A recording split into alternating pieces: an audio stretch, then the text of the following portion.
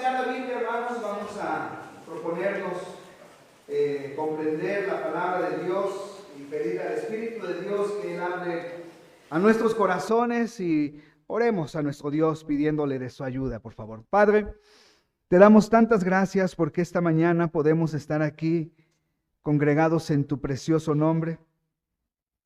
Señor, yo te quiero suplicar que tú nos ayudes. Yo te quiero suplicar, Padre, que tu palabra, mi Dios, toque el corazón de nosotros. Y que verdaderamente, mi Dios, podamos vivir bajo convicciones profundas, convicciones que estén ancladas allí en lo más profundo de nuestra alma, de tal manera que no nos dejen mover, mi Dios. Ayúdame, Padre, a compartir tu palabra, a recordar estos principios y que, mi Dios, tu palabra toque el corazón de cada uno de nosotros. Y esta mañana podamos salir llenos de ella y a través de esto, mi Dios, glorificar tu bendito nombre. Te lo suplico, Señor, en el Cristo Jesús, Señor nuestro. Amén. Muy bien, hermanos, les invito a que se ubiquen en Juan capítulo 9. Vamos a recordar una porción muy conocida. En lo particular, es uno de los capítulos favoritos, de mis capítulos favoritos de la Biblia es este. Juan capítulo 9. Lo he estudiado, lo he predicado muchas veces, en muchos lugares y siempre Dios habla a mi vida a través de este capítulo. Y hermanos, hemos estado estudiando acerca de encuentros que transforman, ¿verdad? Esos encuentros que Jesús tuvo con personas que fueron transformados por el poder del Señor.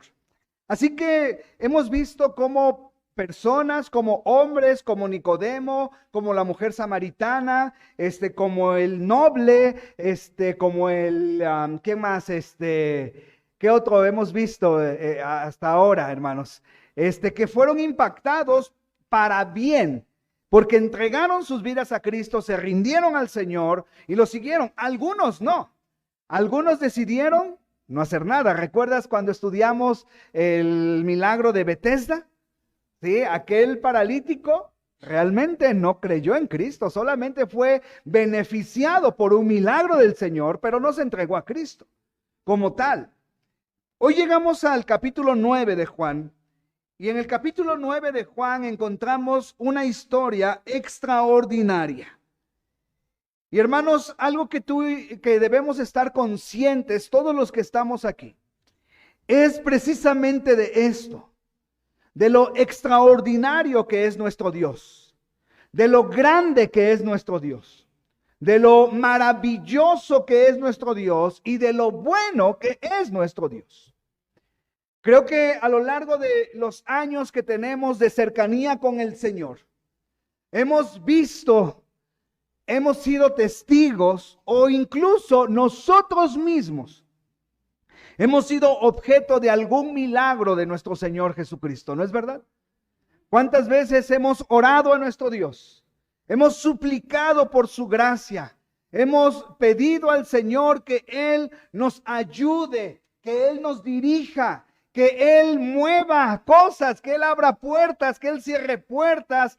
Hemos orado a nuestro Dios, hemos estado intercediendo por nosotros mismos a lo largo de estos años. Y créanme, hermanos, que muchos de los que estamos aquí, si no es que todos los que estamos aquí, hemos recibido algo importante de nuestro Dios. Él ha contestado de una manera extraordinaria y yo quiero en esta mañana que traigas a tu mente algún suceso así. Ya olvídate de todo lo demás. Vamos a concentrarnos en la palabra de nuestro Dios, que es lo importante, que es lo que hemos venido a hacer esta mañana.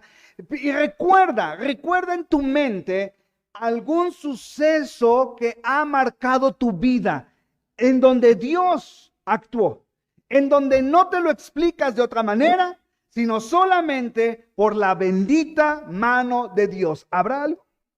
A ver, piénsalo allí. Piensa en esto. Piensa en este milagro que Dios efectuó en tu vida.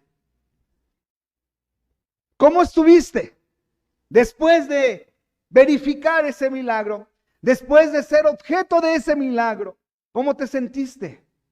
¿Qué hiciste? ¿Buscaste a Dios? ¿Glorificaste su nombre? ¿Le diste gracias? ¿Sí o no? Sí, porque es lo normal, es lo lógico. Pero después pasó una semana, después pasaron 15 días, después pasó un mes, 2 meses. ¿Y cómo está tu vida?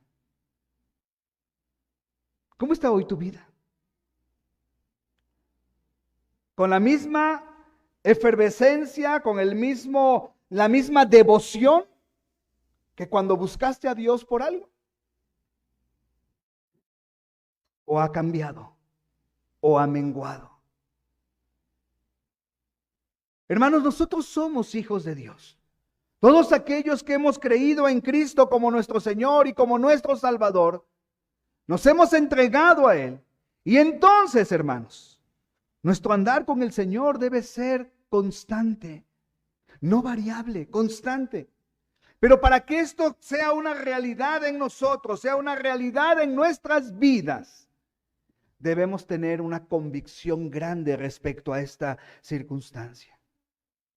Y no buscar a nuestro Dios solamente cuando necesitamos algo de Él. No buscarlo solamente cuando yo requiero algo de mi Dios, cuando ya estoy en un problema grande. Entonces sí corro a buscarlo, entonces sí corro a glorificarlo, entonces sí. ¿Y después? ¿Y después qué hago? ¿Y después cómo es mi vida? ¿Y después cómo es mi devoción? Como te lo estaba yo diciendo en esta mañana. Este capítulo 9, hermanos, nos debe ayudar a comprender que nuestro andar con el Señor, chicos, vayan a la clase de jóvenes, no hay de adolescentes, pero intégrense a la de jóvenes, por favor. ¿Sí? Deben saber muy bien que nuestra devoción al Señor debe ser siempre, en todo momento y en todo instante. Y esta porción aclara algo importante. Yo quiero que vayamos allí, Juan capítulo 9, y nos dice la palabra de nuestro Dios lo siguiente. Al pasar Jesús vio a un hombre ciego de nacimiento. ¿A un hombre de qué manera? Ciego de nacimiento. Ahora, el Señor Jesús iba a poner en práctica algo que Él había enseñado. Y quería que todas las personas fueran instruidas y pudieran ver el ejemplo de lo que Jesús quería enseñarle a las personas. Momentos atrás, el Señor Jesucristo enseñando en el templo, enseñándole a las personas, dijo lo siguiente, Juan capítulo 8, versículo 12. Juan capítulo 8, versículo 12. Si me ayudas leyéndolo, por favor. Juan 8, 12. ¿Qué dice, hermano? Otra vez Jesús les habló diciendo, yo soy la luz del mundo. El que me sigue no andará en tinieblas, sino que tendrá la luz de la vida. El Señor le dice esto a las personas, yo soy la luz. Yo soy la luz del mundo. Y hace una invitación, el que me sigue no andará en tinieblas, sino que tendrá la luz de la vida. No andará en tinieblas.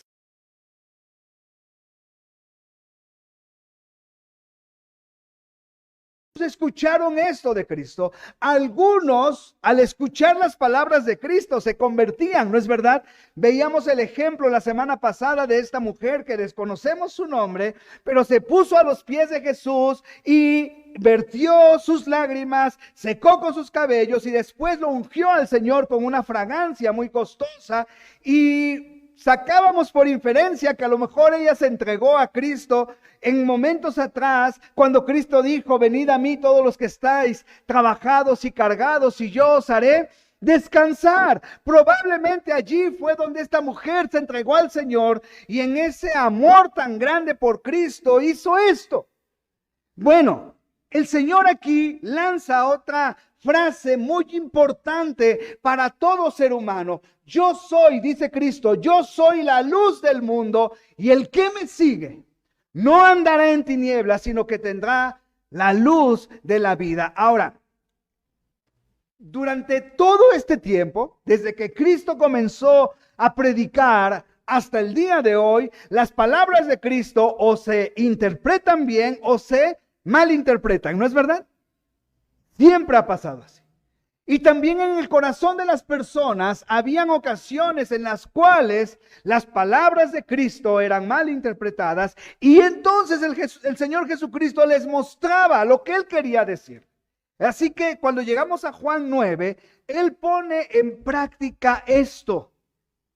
Yo soy la luz del mundo y el que me sigue no andará en tinieblas. Y que cuando llegamos aquí a Juan 9, encontramos que había allí un hombre ciego de nacimiento, un hombre ciego de nacimiento. Y le preguntaron sus discípulos diciendo, Rabí, ¿quién pecó? O sea, el hombre ciego, o sus padres, para que haya nacido ciego. Respondió Jesús, no es que pecó ni sus padres, sino para que las obras de Dios se manifiesten en él. Me es necesario hacer las obras del que me envió, entre tanto que el día dura, la noche viene cuando nadie puede trabajar. Entre tanto que estoy en el mundo, ¿qué dice? La última frase, ¿qué dice, hermanos? Luz soy del mundo, luz soy del mundo. Así que, hermanos, el Señor Jesucristo va a ejemplificar a través de un milagro lo que espiritualmente hace en todo ser humano. Y ocupa a este hombre que su condición era notable. ¿Sí? ¿Qué era lo que padecía este hombre? Era ciego. Y ciego de nacimiento. En otras palabras, cuando él nació en este mundo, él ya estaba ciego. Ya estaba ciego.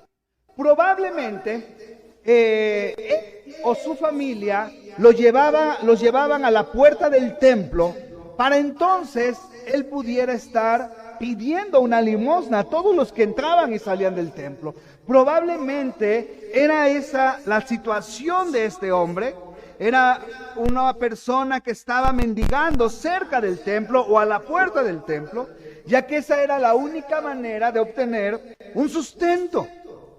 Sí, era la única forma en cómo él podía tener unas monedas para poder saciar sus necesidades de hambre, de sed, de todo. Tenía que estar allí, tenía que estirar la mano, tenía que pedir.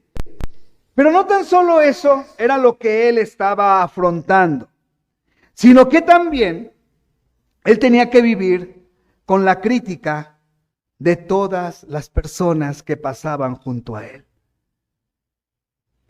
A él lo criticaban por la enfermedad que tenía.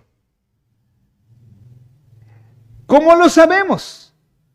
¿Cómo sabemos que a este hombre lo estaban criticando constantemente por la enfermedad que él tenía? Lo sabemos por la misma pregunta que los apóstoles le hacen a Cristo, que los discípulos le hacen a Cristo. ¿Cuál fue la pregunta que estos hombres, sus discípulos, le hicieron al Señor Jesucristo? ¿Cuál fue la pregunta? ¿Quién pecó?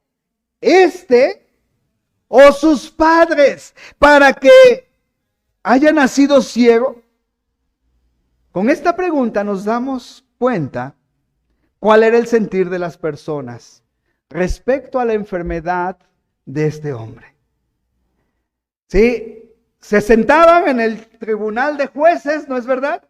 Como buenos seres humanos que somos, que nos encanta sentarnos en el asiento del juez y decían, está así, está ciego, nació ciego, por dos razones. Una, porque pecó, y otra, porque sus padres pecaron, así que la enfermedad que él tiene es por causa de un pecado. Es un juicio de Dios sobre esta persona y entonces él padece esto porque Dios lo está juzgando, castigando. Ahí está la respuesta. Ahora, a veces el pensamiento del hombre no es tan lógico. ¿Cómo puede un bebé en el vientre de su madre pecar? ¿No? Así que Ellos estaban pensando en esto. Ahora, ¿te puedes imaginar vivir así? ¿Te puedes imaginar vivir de esa manera? Ya con una discapacidad, tener que pedir limosna y aunado a eso, escuchar a tus espaldas las críticas de las personas.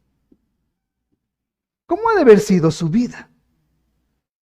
¿Cómo ha de haber sido la vida de este hombre que tenía que estar escuchando continuamente todo esto? Esta era una condición en la cual él estaba viviendo.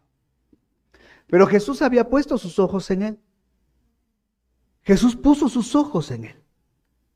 Y cuando Jesús pone los ojos en la persona de alguien, en una persona, entonces todo cambia. Queridos hermanos, nosotros somos muy similares a este hombre. Y quiero que busques, por favor, 2 Corintios, capítulo 4, versículo 5. 2 Corintios 4, 5. 4, 3, por favor, desde el 3.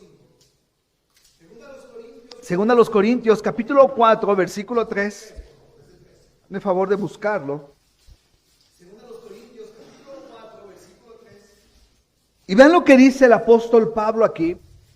Y esta es una lucha en la cual nosotros estamos constantemente. Dice 2 Corintios capítulo 4, versículo 3 lo siguiente. Pero si nuestro evangelio está aún encubierto, entre los que se pierden está encubierto, en los cuales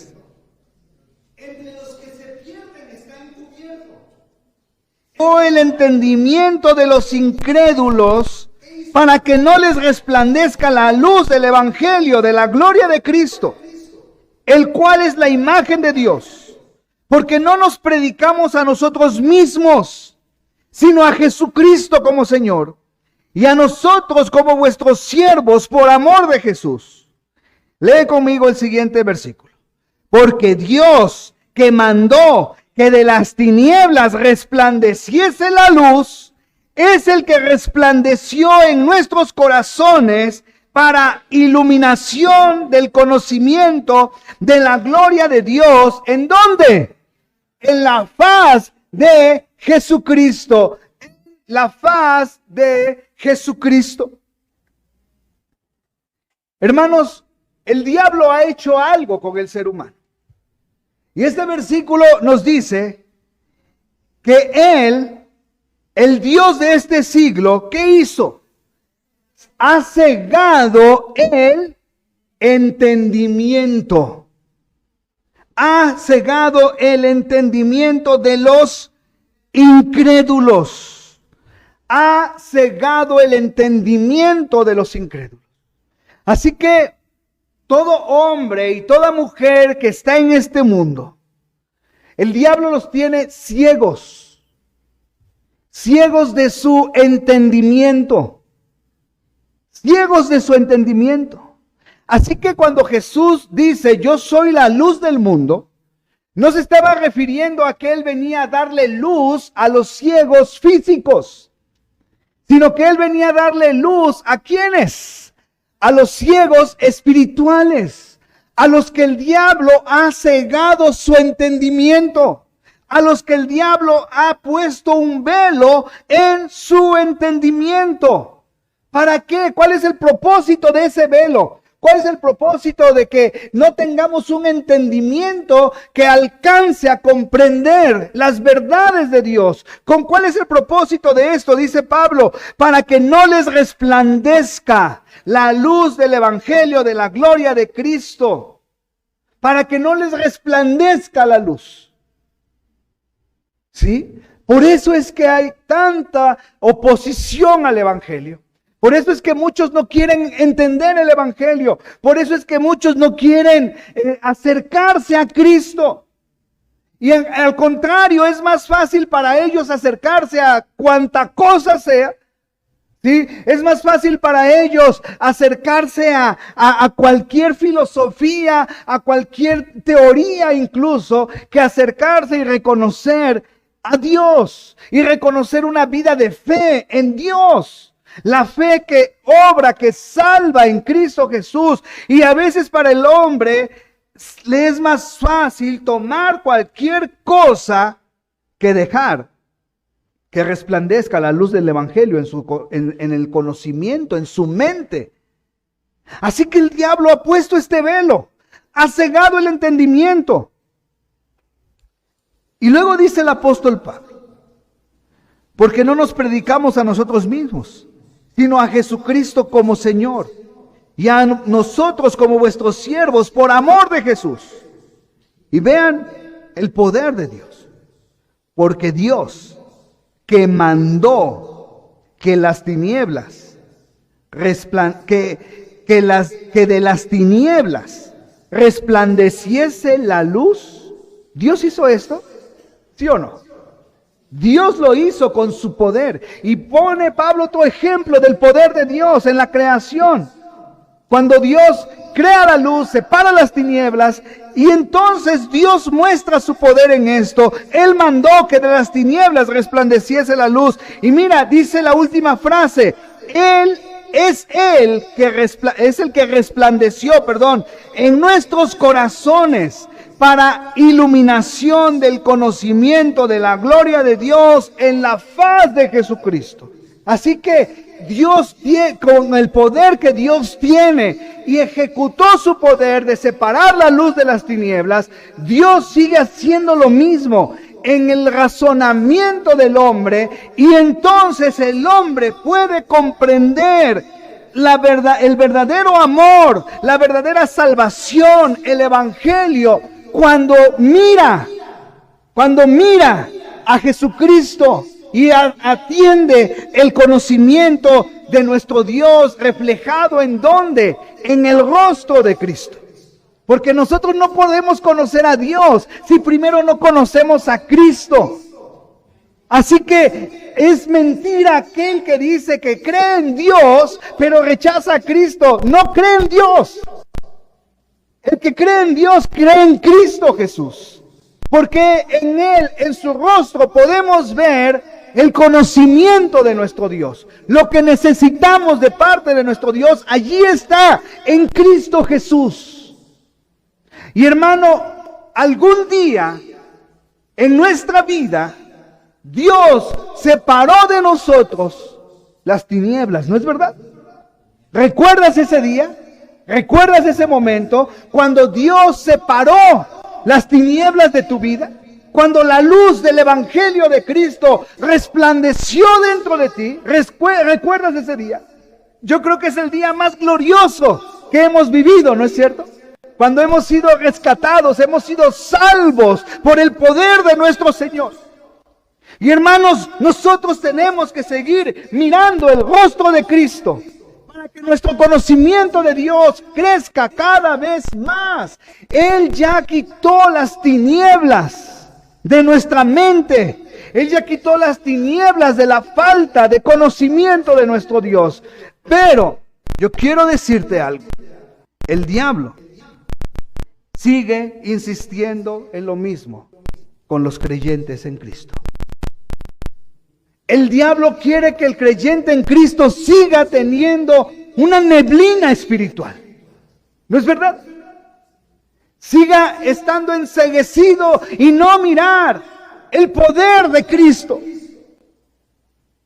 Es por eso, querido hermano, que nosotros no debemos buscar a Dios cada vez que necesitamos algo de Él.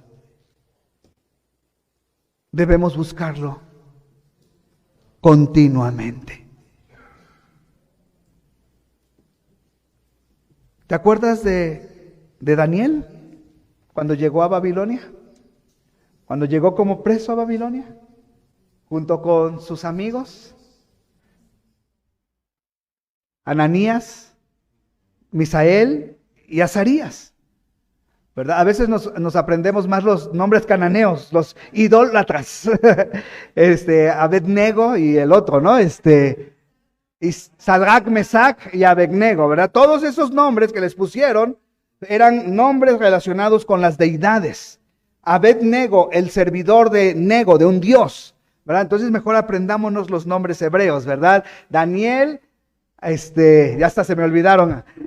Asael, Misael, Azarías. Hermanos, ¿se acuerdan cuando llegaron allí? Llegaron a una tierra llena de idolatría. Babilonia se distinguió por su idolatría. Tenía ahí un panteón dedicado a la deidad.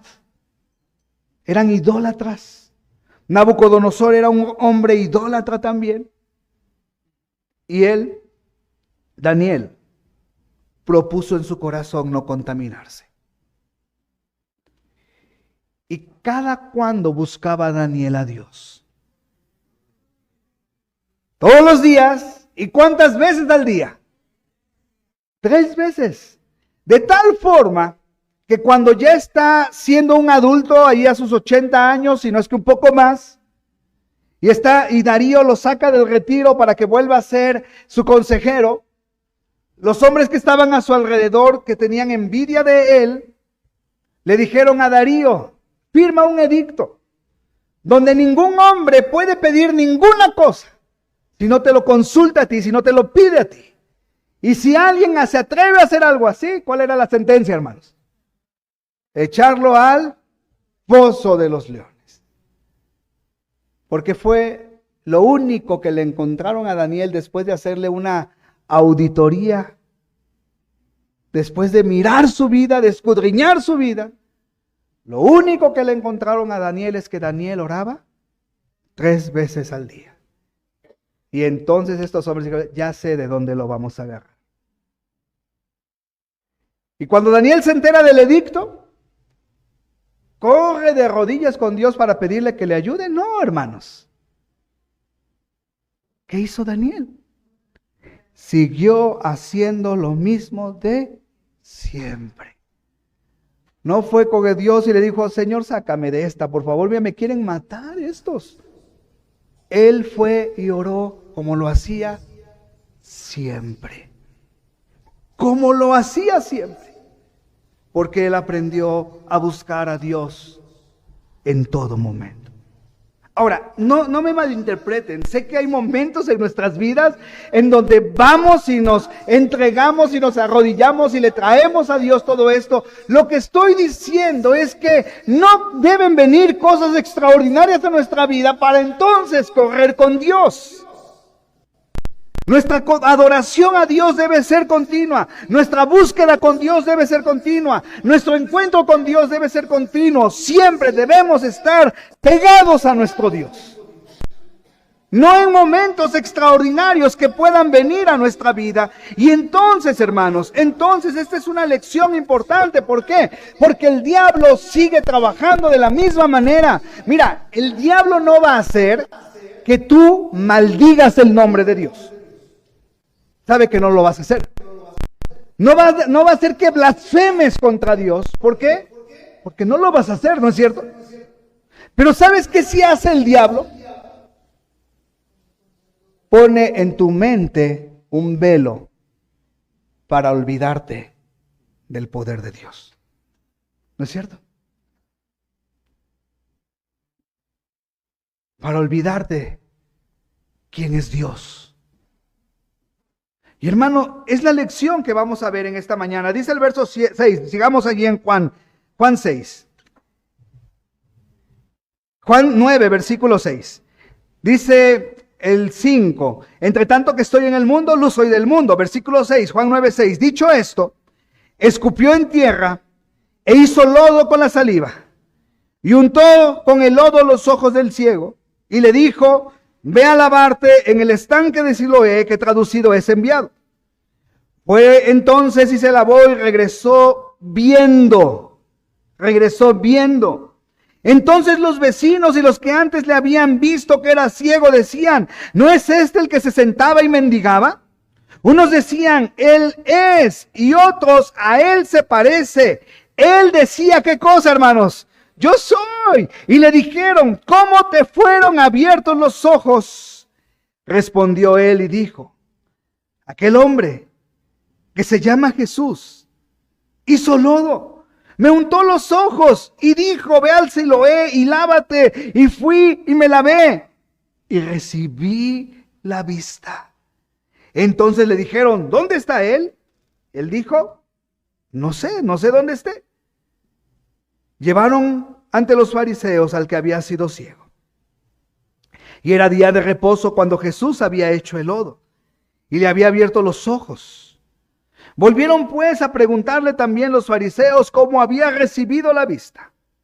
Él les dijo: me puso lodo sobre los ojos y me lavé y veo.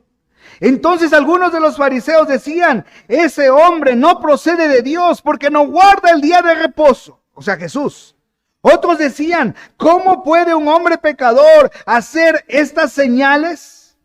Y había disensión entre ellos. Entonces volvieron a decirle al ciego: ¿qué dices tú del que te abrió los ojos? Y él dijo, ¿cuál fue la respuesta? ¿Quién pensaba este hombre que era Jesús? Que es profeta. Que es profeta. Pero los judíos no creían que él había sido ciego y que había recibido la vista, hasta que llamaron a los padres del que había recibido la vista. Hagamos un alto aquí. Dios hace un extraordinario milagro en este hombre. Este hombre puede ver. Imagínense la sorpresa que ha de haber sido para este hombre mirar las cosas que estaban a su alrededor. Se las ha de haber imaginado durante toda su vida, ¿no? ¿Cómo eran los camellos? Las ovejas. ¿Cómo eran sus padres? Ahora sí podía ver a los que hablaban de él. ¿Cómo era? Se lo había imaginado durante toda su vida. Y ahora regresa del Siloé quitándose el lodo que Jesús le echó. Y cuando se quita lo último del lodo y abre sus ojos, puede mirar todo lo que está a su alrededor. Y un milagro así puede acarrear a muchísimos curiosos, ¿no? Porque se acercaron muchos a preguntarle, o se decían: ¿este es el que se sentaba, el ciego? Y unos decían: pues sí es. Otros decían: se parece a él. Y él mismo decía: yo soy. Y entonces se acercaron esos curiosos y le preguntaron: a ver, ¿qué fue lo que pasó?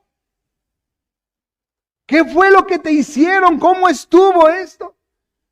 Y él empieza a decirle a estas personas cómo fue su sanidad. Y lo llevan con los religiosos, con los gobernantes, con los fariseos. Y los fariseos querían examinar el porqué. Y él vuelve a decirles: Jesús, ese hombre Jesús, hizo lodo, me untó y ahora veo. Y le preguntan esos fariseos: ¿tú qué piensas de él? Y él con todo su corazón dice: yo creo que este hombre es un profeta. Este hombre es un profeta. Él había sido objeto de un gran milagro de Jesús en su vida.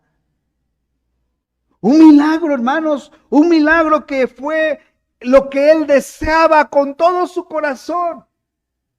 ¿No es cierto? Él lo deseaba con todo su corazón. Él lo anhelaba con todo su corazón. Y Dios le da esto. Y él comienza a declararlo, a decir: el Señor fue el que me salvó, fue el que me sanó. Él es un profeta, es un hombre extraordinario. Hasta el punto, hermanos, que llegaron sus padres, mandaron a traer a sus padres, ¿verdad? Y dice aquí la Biblia, en el versículo... entonces algunos de los fariseos decían: ese hombre no procede de Dios porque no guarda el día de reposo. Y luego dice el siguiente versículo, el 17. Entonces volvieron a decirle al ciego: ¿qué dices tú del que te abrió los ojos? Él es un profeta. Pero los judíos no creían que él había sido ciego y que había recibido la vista, hasta que llamaron a los padres del que había recibido la vista y les preguntaron diciendo: ¿es este vuestro hijo, el que vosotros decís que nació ciego? ¿Cómo pues ve ahora? Sus padres respondieron y le dijeron: sabemos que este es nuestro hijo y que nació ciego, pero cómo ve ahora no lo sabemos, o quién le haya abierto los ojos, nosotros tampoco lo sabemos. Edad tiene, preguntarle a él hablará por sí mismo. Imagínate sus padres qué tal defendieron a su hijo, ¿no? Y el 22, esto dijeron sus padres porque tenían miedo de los judíos, por cuanto los judíos ya habían acordado que si alguno confesase que Jesús era el Mesías, fuera expulsado de la sinagoga. Así que, hermanos, las reacciones de estas personas a veces son nuestras mismas reacciones. A veces solamente tenemos curiosidad de las cosas de Dios, pero no una entrega total. O a veces tenemos una incredulidad por el poder de Dios, así como estos judíos, como estos fariseos que decían: no, este hombre no procede de Dios, este hombre viola el día de reposo, este hombre no puede hacer eso. A veces como cristianos, ya como hijos de Dios, tenemos la costumbre de dudar del poder de Dios, ¿no es verdad?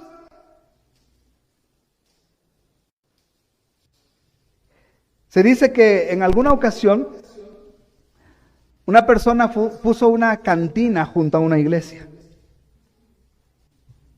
Ahí pusieron una cantina junto a la iglesia.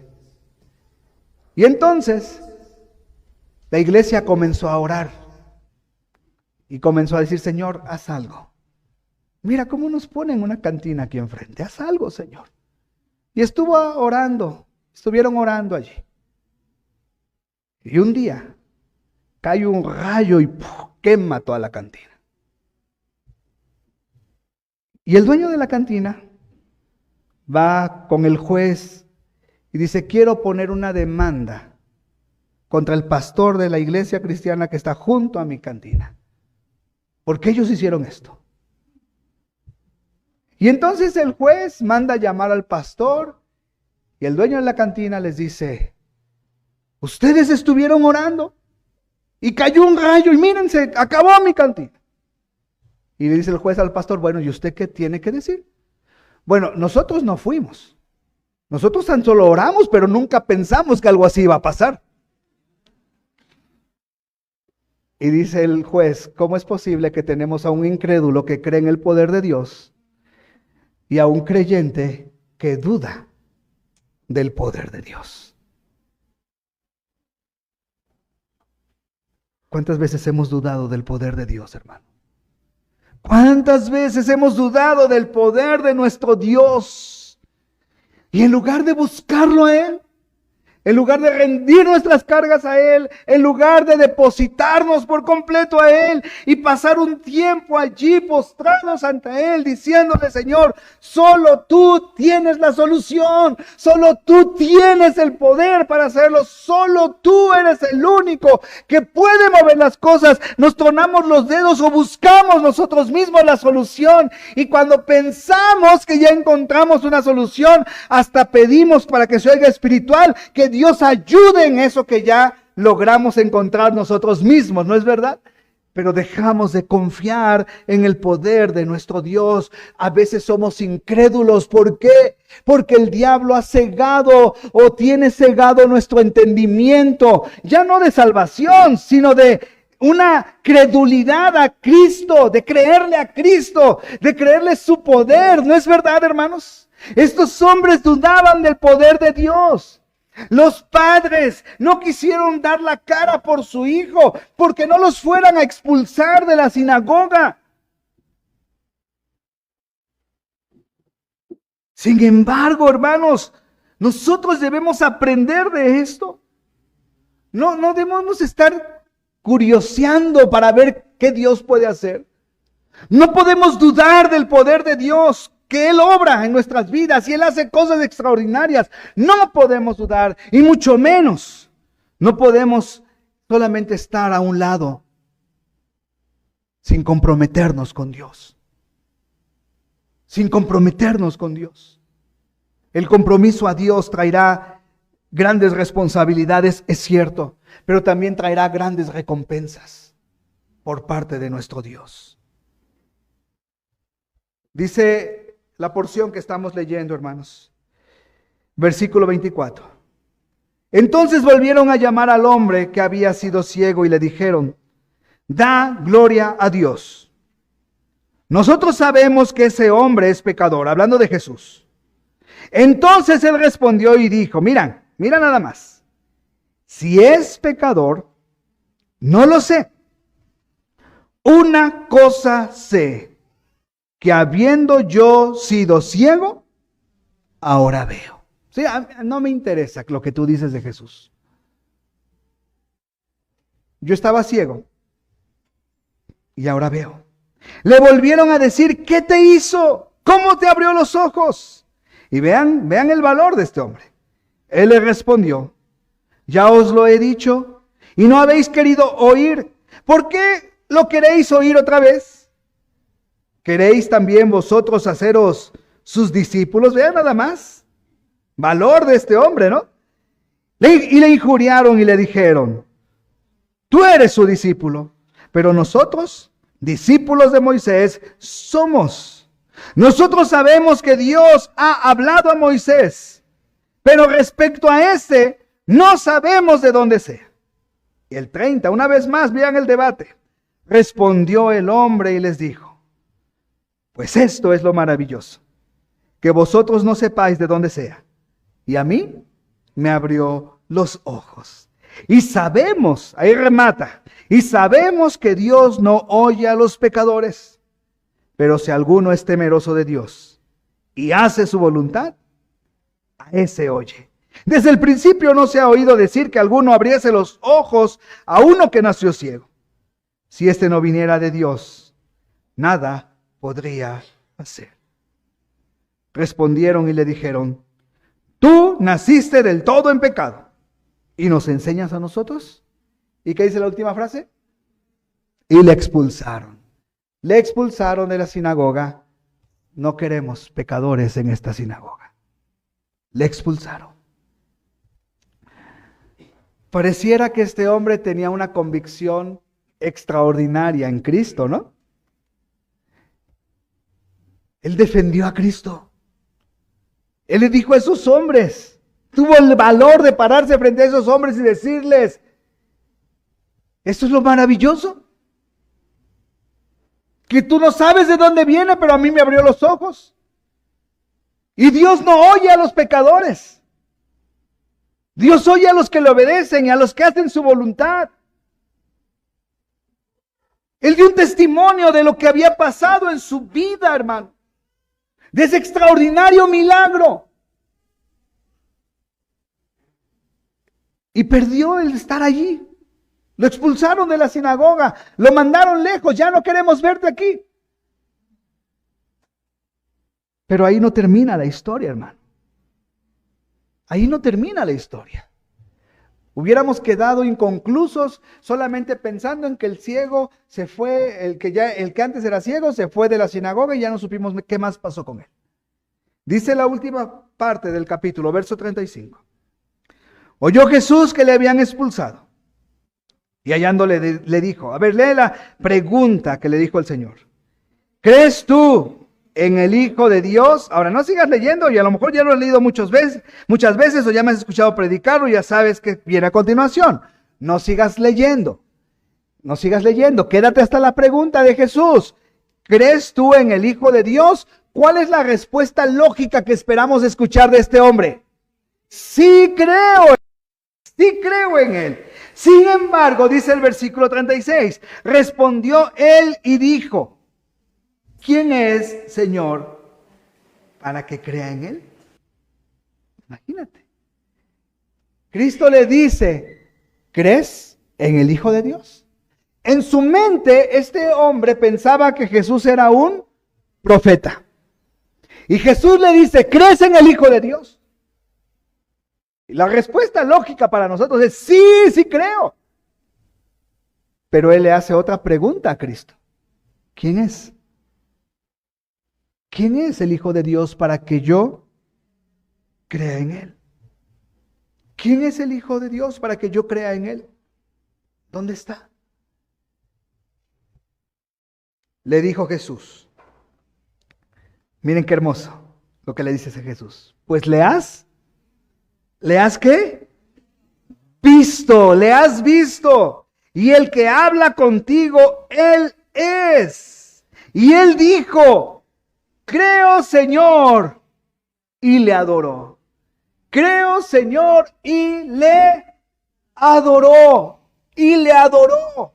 Hermanos, esto es lo que hace la diferencia entre grandes hombres y mujeres de la Biblia y de este mundo que Dios ha puesto en este mundo, a otros que no han trascendido en nada. Esto es lo que hace la diferencia y eso es lo que debe impactar nuestro corazón. El mío fue impactado tan solo por esta frase. Creo, Señor. ¿Quién es para que yo crea en Él? Y Jesús le dice, tú lo has visto y el que habla contigo, Él es. Y entonces la respuesta de su corazón fue, creo, Señor, y le adoró, y le adoró, y le adoró. Vivió una vida de adoración a Dios. Y hermanos, si yo quiero que algo se me quede a mí primero esta mañana y también a ustedes, es una vida de adoración a Dios. Dios ya efectuó un milagro en tu vida. Dios ya te dio la vista. Ya has visto a Cristo hablando espiritualmente. Ya has visto a Cristo. Ya le conoces. Ahora, ¿qué tenemos que hacer? Tenemos que adorarle. Tenemos que adorar a nuestro Señor. Tenemos que adorar al Dios Todopoderoso. Y esa adoración debe ser ¿cuándo? Debe ser siempre esta adoración a nuestro Dios. No tan solo en momentos duros de angustia.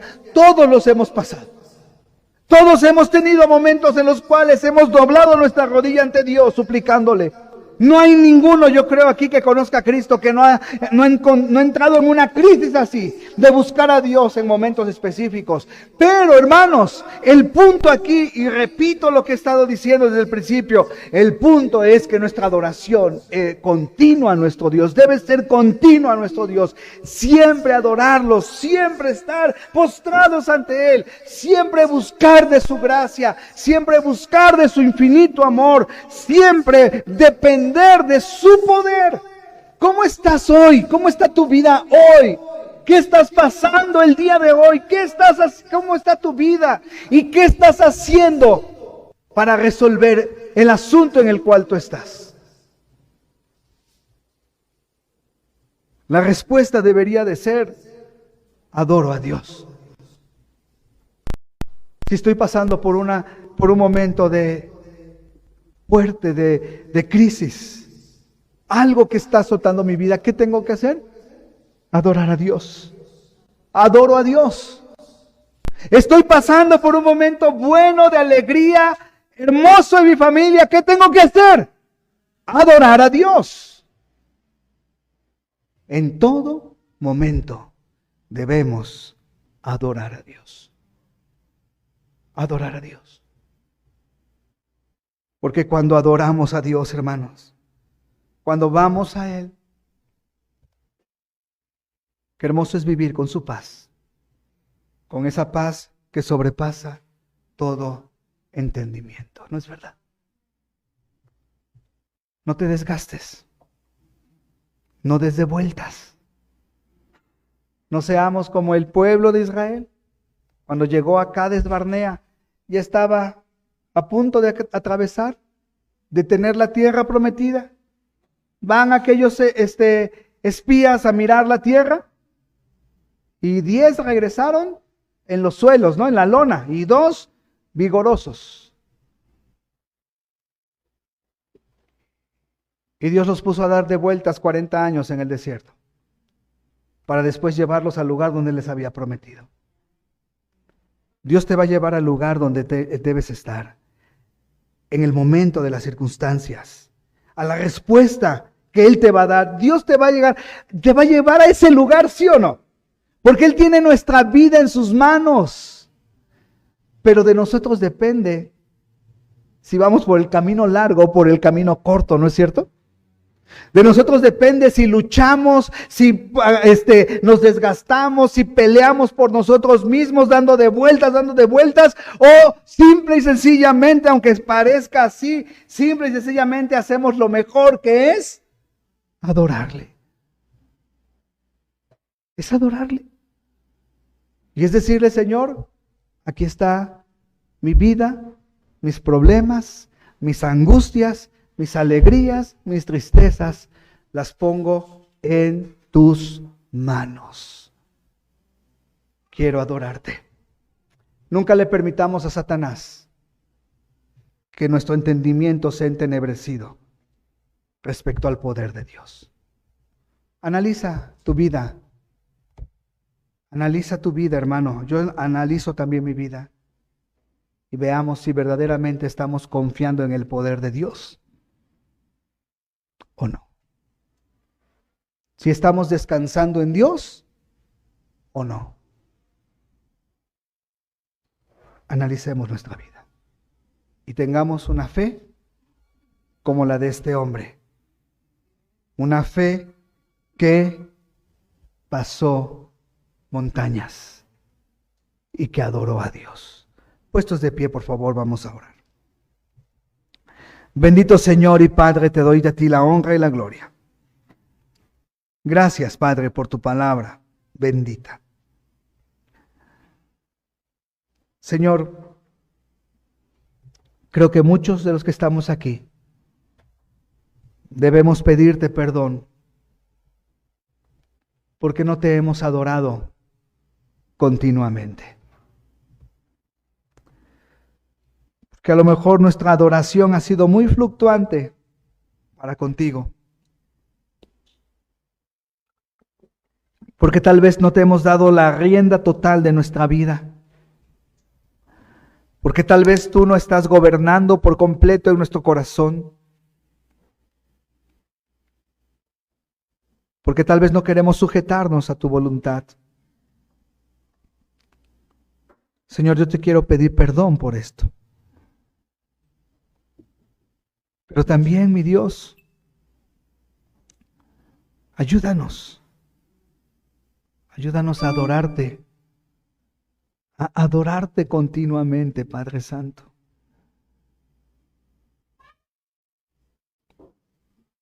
Así como tú estás orando con tus ojos cerrados. Yo no sé si hay alguien esta mañana que diga, pastor, me he olvidado de adorar a mi Dios. Estoy buscando las soluciones por mi propia cuenta.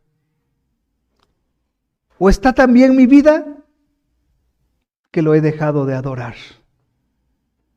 Ya no lo busco en oración. Ya no lo busco en su palabra. Me da lo mismo estar en el templo que no.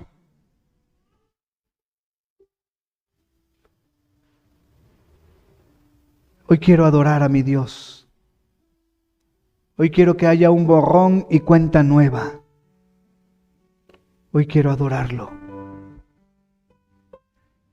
Y quiero hacer un compromiso con mi Dios de darle una adoración continua. Adoraré a Jehová en todo tiempo. En todo tiempo. Habrá alguien esta mañana que diga, pastor, ore por mí porque necesito hacer un compromiso con Dios. Necesito adorarle en todo tiempo. ¿Habrá alguien? Levante su mano, déjeme orar por usted. Gracias a Dios, gracias a Dios, gracias a Dios, gracias a Dios. Gracias a Dios, bendito sea Dios. Gracias a Dios.